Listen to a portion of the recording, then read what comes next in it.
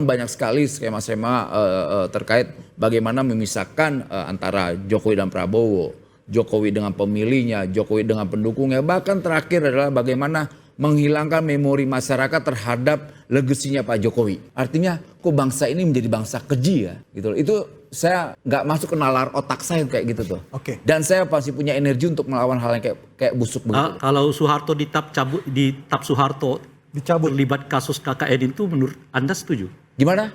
Soeharto terlibat KKN, TAP MPR dicabut, itu Anda setuju? TAP MPR dicabut. TAP MPR terkait dengan Yang kemarin itu. Ya, keterlibatan. Setuju kita. Setuju. Apa? Loh, itu tadi kan itu kan Soeharto juga, Soeharto, bahkan Gus Dur juga dicabut semua. Itu kan terus produk rekonsiliasi. Soeharto mau dijadikan pahlawan nasional, Anda Nah, setuju? saya nggak tahu soal itu. Yang kita sepakati bangsa ini harus rekonsiliasi. Kalau kita masih bicara tentang masa lalu, akhirnya warisan ke kawan-kawan mahasiswa ini ya konflik orang-orang tua aja terus. Kapan bangsa ini bicara tentang masa depannya? Kita harus sudah letih, bro. Kita ini sama-sama aktif 98. Yang diwariskan politisi tua itu adalah apa? Warisan konflik kebencian. Dan itu kita tolak 98. Kalau kita masih menerima sekarang, kita menjadi generasi yang paling idiot dan paling bodoh. Dan saya tidak mau mewariskan itu dan saya menolak. Saya sebaliknya. Kalau saya sebaliknya, bagi saya harus tetap ada penghakiman kepada mereka yang tidak amanah terhadap amanat rakyat. Nggak bisa karena atas nama apa namanya tadi itu rekonsiliasi lalu menghapuskan semua berbentuk kejahatan mereka terhadap Republik. Memaafkan dengan mencatat mereka sebagai bagian dari penjahat itu dua hal yang tidak sama. Saya bisa memaafkan siapapun, tapi menghilangkan mereka sebagai orang yang jahat dari sejarah Republik nggak bisa. Artinya memaafkan tapi bukan melupakan. Bisa. Apa akibatnya? Akibatnya kemudian bangsa ini dan generasi anak-anak muda kita nggak punya catatan tentang apa sih yang disebut dengan pemimpin gagal. Oleh karena itu, semua pemimpin di Republik ini pasti sukses, betapapun mereka gagalnya.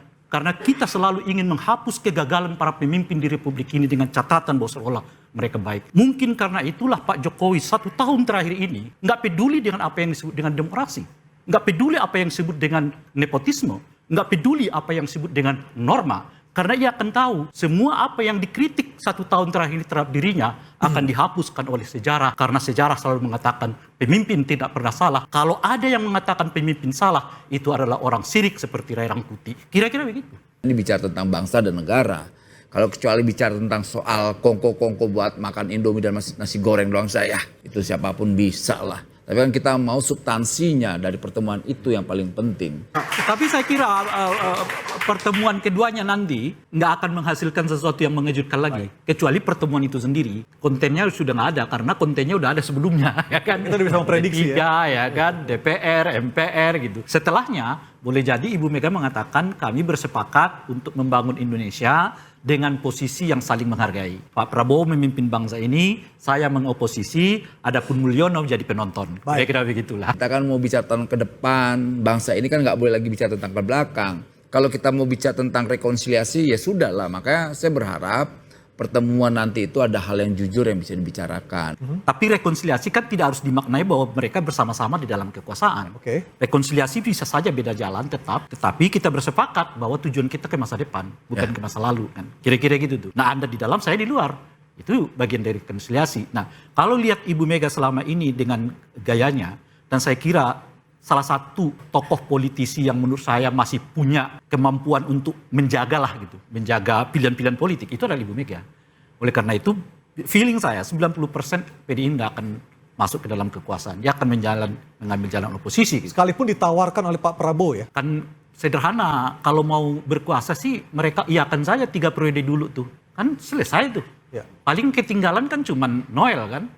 Noel ketinggalan biarin lah kalau Noel ketinggalan gitu. Kalau itu mau berkuasa, kalau ambisi Pak Ibu Mega itu semata-mata kekuasaan, dia iakan saja 3 periode. Kan cuma Ibu Mega yang bertahan dari sekian banyak elit politik saat itu. Ya. Saya tetap konstitusional kata Ibu Mega, 2 periode cukup.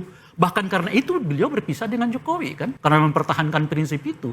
Masa begitu hebat Ibu Mega mempertahankan prinsip konstitusionalitas kok cuma dapat 3-4 kursi menteri lalu goyah, kan nggak masuk akal menurut saya itu yang kita kenal dari Ibu Mega itu maksud saya gitu ya. Nah oleh karena itu pertemuan ini menurut saya nggak lebih tujuannya adalah bagian dari rekonsiliasi itu, adem pendukung Pak Prabowo dengan pendukung Ibu Mega kembali bahwa masalah kita bukanlah kita gitu loh, Masalah kita itu di luar kita selama ini yang orang seringkali menyebut misal dengan nama Mulyono itu, gitu loh kira-kira itu. Nah Mulyono itu nggak ada di Prabowo sekarang, mungkin Mulyono itu apalagi di PDI Perjuangan, kira-kira begitu tuh. Nah oleh karena itulah besar dugaan saya mereka akan membicarakan agenda-agenda strategis. Dan itu udah terlihat sebelum pertemuan ini sendiri, efek pertemuan itu udah terjadi. MPR dan DPR dipegang PDIP dan Gerindra. Sebelum itu. PDI dengan Gerindra adalah dua partai yang paling terdepan mengatakan menolak ekspor pasir laut, ya kan? Itu menurut saya efek sebelum pertemuan itu sendiri terjadi. Kedua, kita melihat Anda yang sebutkan tadi, Ketua DPR dengan mulus diambil oleh PDI Perjuangan, padahal sebelumnya isu begitu kuat mengatakan MD3 akan direvisi supaya ada kemungkinan Partai Kim yang ambil Ketua DPR, dan sebaliknya Ketua MPR diambil oleh Gerindra, pemenang ketiga. Dan itu aklamasi lagi. Dan itu aklamasi, pemenang ketiga. Langsung kelihatan tuh efek dari sebelum pertemuan itu terjadi, efek dari pertemuan itu saja sudah terjadi gitu menurut saya. Bagaimana PDI mengambil kursi DPR, Gerindra mengambil kursi. DPR. Justru yang kelihatan dari sini seperti yang saya sebutkan tadi, Golkar kelihatan kurang peranan dan Pak Jokowi apalagi seperti gambar yang tadi berulang-ulang ya. Golkar sebagai pemenang kedua. Padahal Golkar adalah pemenang kedua dan dia punya potensi untuk mendapatkan 6 kursi ya di di kabinet gitu ya. Tapi loss di legislatifnya baik di pimpinan DPR maupun MPR. Di pimpinan MPR gitu. Horizon dan tunggu dulu. Dan menurut saya efek berikutnya kepada khususnya tentu kepada Ibu Mega dalam hal ini yaitu yang melokalisir bahwa kekuasaan di masa mendatang itu tidak dengan Jokowi tapi dengan saya dan Pak Prabowo, meskipun kami di posisi yang berbeda. Tapi peran-peran masing-masing kedua tokoh inilah yang akan menentukan sejarah Indonesia setidaknya 5 tahun ke depan. Baik. Assalamualaikum warahmatullahi wabarakatuh. Jumpa lagi dengan saya di Camp TV Channel. Barusan kita saksikan ya perdebatan yang cukup seru ya antara pengamat politik Ray Rangkuti dan juga Ketua Jokowi Mania atau Joman Emmanuel Ebenezer. Di mana Emmanuel Ebenezer begitu gigih mengatakan bahwa setiap orang yang mengkritik Jokowi adalah ingin memisahkan antara Jokowi dan Prabowo. Padahal ya tidaklah. Setiap yang mengkritik ya jelas mengkritik kebijakannya. Dan di sini Bung Ray Rangkuti benar-benar membuat Emmanuel Ebenezer plonga-plongo ya. Pasalnya di sini Bung Ray Rangkuti itu menjelaskan bahwa pertemuan ini nanti yang bakal terjadi ya, yang hampir terjadi antara Megawati dan Prabowo, itu ya jelas-jelas lah bahwa Presiden Jokowi nanti akan ditinggalkan. Karena memang sudah tidak berkuasa lagi dan yang sekarang yang berkuasa adalah Prabowo Subianto. Dan Bung Ray Rangkuti menjelaskan bahwa pertemuan antara Megawati dan Prabowo tidak berarti Megawati akan masuk ke pemerintahan Prabowo. Itu hanya semata-mata untuk meredam antara pendukung Megawati dan pendukung Prabowo bahwa ini setelah selesai, oke, Pak Prabowo memerintah di pemerintahan dan Bu Megawati tetap di luar, tetapi kan demi kemajuan bangsa. Dan sementara Mulyono sebagai mantan presiden ya jadi penonton aja lah di luar. Walaupun meskipun ini Gibran adalah wakilnya dari Prabowo. Dan menurut kabar itu juga menunggu 10 Oktober nanti ya, ketika MK memutuskan apakah Gibran patut dilantik atau tidak. Pasalnya PDIP sekarang ini mengajukan ke Petun ya, PT-UN ya, Pengadilan Tinggi Tata Urusan Negara, bahwa menggugat pencalonan Gibran itu adalah cacat moral ya. Dan kita tunggu saja keputusannya bagaimana, apakah Gibran bakal dilantik atau tidak. Dan itu tidak jadi soal sih kalau buat Bu Ibu Megawati. Yang jelas kan presidennya adalah Prabowo. Dan untuk urusan Prabowo dan Jokowi dia mau berpisah atau mau terserah Prabowo. Pasalnya yang ke depan ini PDIP Gerindra itu yang tetap jalan. Sementara itu Jokowi kan tidak punya partai. Dan yang mengherankan lagi ya, di sini di pelantikan anggota DPR kemarin ya, bahwa ketua DPR-nya adalah tetap Puan Maharani dan ketua MPR-nya harusnya kan dari Golkar ya sebagai peringkat kedua, tetapi justru dari Gerindra. Ini udah terlihat sekali bahwa Golkar sepertinya sudah tidak ada kekuatan lagi, apalagi Jokowi ya yang kemarin mengacak-acak Golkar. itu hampir pasti jadi penonton lah, mungkin seperti itu. Dan sangat masuk akal sekali yang dijelaskan oleh Bung Ray Rangkuti tadi, bahwa Jokowi pasti akan ditinggalkan dan menjadi penonton, dan hanya tinggal Gibran nih dilantik atau tidak, itu tergantung nanti keputusan 10 Oktober. Dan Bung Noel hanya bengong-bengong saja melihat penjelasan dari Bung Ray Rangkuti. Karena memang sudah bukan rahasia umum lagi. Nyata-nyata Jokowi di sidang paripurna MPR kemarin ya, tidak ada sambutan dari masyarakat, dari anggota DPR, tidak ada aplaus, tidak ada tepuk tangan. Itu kan menandakan bahwa memang Jokowi sudah ditinggalkan, dan semua menyambut kedatangan Prabowo sebagai presiden terpilih. Dan Gibran juga ternyata tidak terlihat hadir di situ, dan mungkin kita tidak tahu di mana ya. Apa memang menunggu 10 November nanti, kita juga belum tahu.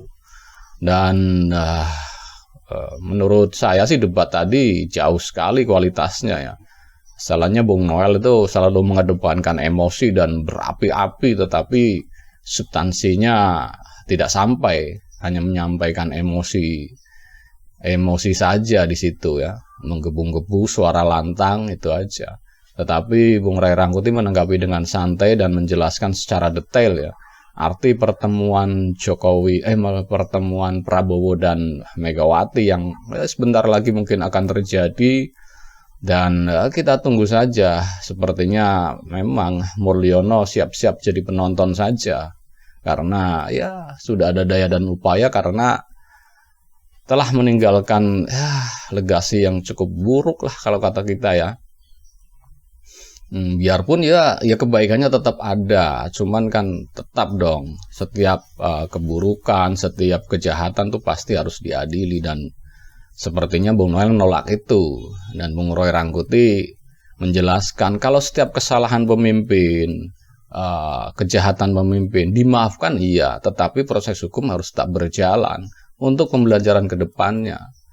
Kalau seperti yang diungkapkan oleh Bung Noel, semua pemimpin ya berbuat sesuka hati saja, mau jahat mau bagaimana, toh nanti kalau sudah selesai pasti dimaafkan dan tidak dihukum.